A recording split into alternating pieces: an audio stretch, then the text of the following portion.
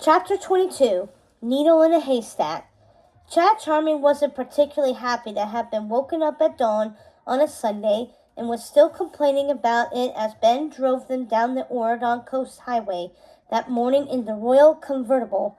The handsome prince groused that he had been up late from castle-coming festivities the night before, and what was so important that they had to leave this early? Really, old man, why on earth are we going to Charmington? Mom's going to freak when we get there. You know she likes to have everything sparkling clean for a royal visit, said Chad. I told you, I have an early meeting with the Grand Duke about the upcoming ball, said Ben, who wasn't about to tell Chad about the Dragon Menace just yet. And you know the fastest way to get there. Fine, said Chad, leaning back in the passenger seat. Keep on this lane and then exit at Bell's Harbor. Then we can take the back roads until you get to the stately chateau. Ben did as directed, glad that Charmington Cove wasn't stuck in the past like Camelot, and he could actually drive his own car without the burden of the full royal entourage. If he could have taken his motorbike, he would have, but the sporty coupe was fun to drive to. Plus, he had been meaning to talk to Chad about something. Hey, Chad, he said, what's up between you and Jay lately? Have you been giving him a hard time? Chad snorted. Those villain kids are getting big heads, don't you think? Strutting around Oregon like they own it. Someone's got to put them in their place. Their place is in Oregon now, said Ben angrily. Look, man, they're just trying to fit in. Give it a rest, will you? Chad squirmed in his seat, but he nodded and said he would. Ben relaxed his hold on the steering wheel, satisfied. As pompous a prince as Chad was, he wasn't a complete jester. They arrived at Charming Castle by noon.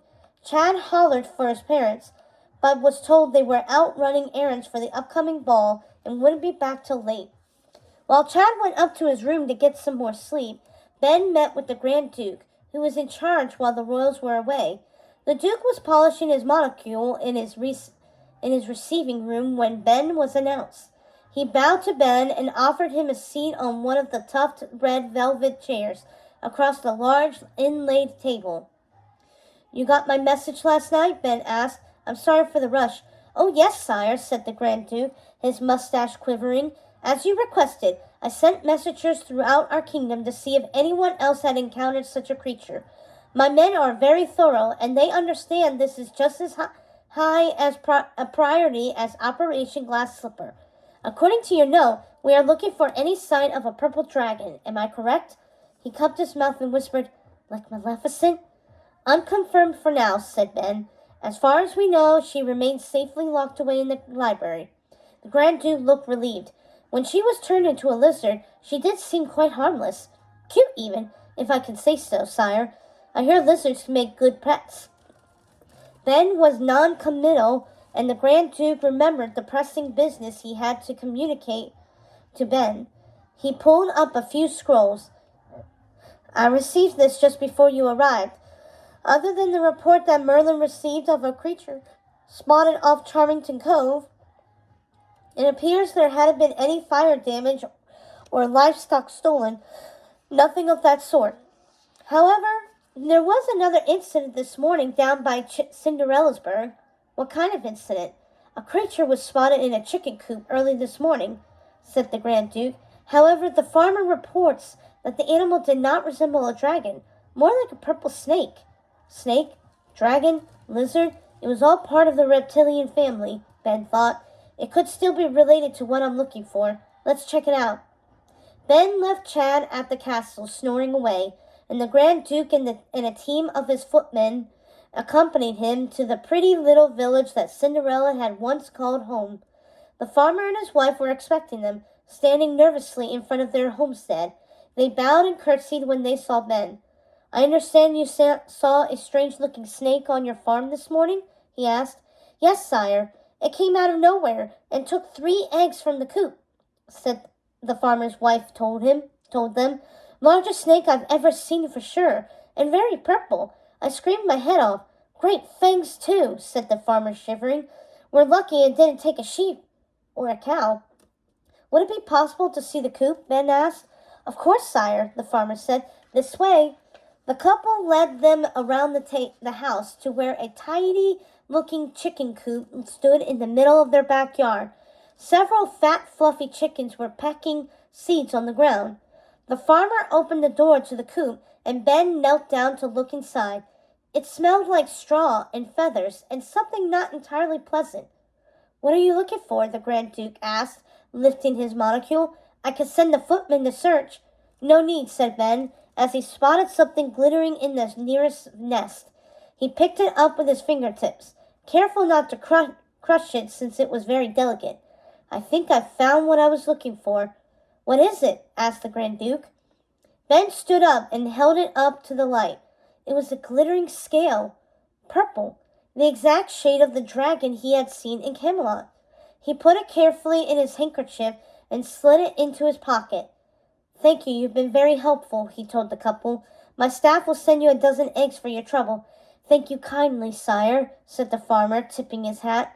"Yes, very good indeed. Thank you for your quick response," said the Grand Duke, "and do let us know if you see it again." Ben turned to leave, but the farmer's wife stopped him. "Please, sire, there's a rumor going around that Maleficent isn't as securely in prison as we think, that she's been attacking Oradon again. Might she have something to do with the snake I saw today?" "Where did you hear that?" he asked, worried. "My cousin lives in Camelot Heights, and there's a purple dragon over in their parts, causing havoc and making a mess of everything." "Ah, is it Maleficent?" In answer, Ben pulled up his phone and showed her the feed from the dozens of security cameras installed around the room that showed the tiny lizard napping on a rock. "What do you think?" The farmer's wife didn't look convinced.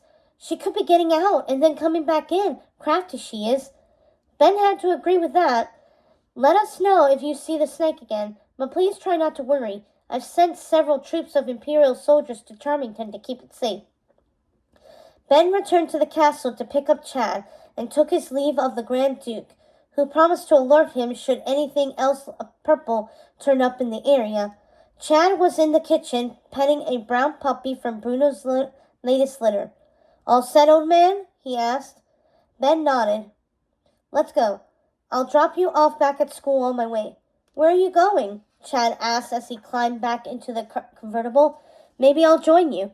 I've got nothing better to do today but homework, now that Evie won't do mine anymore." "Neverland."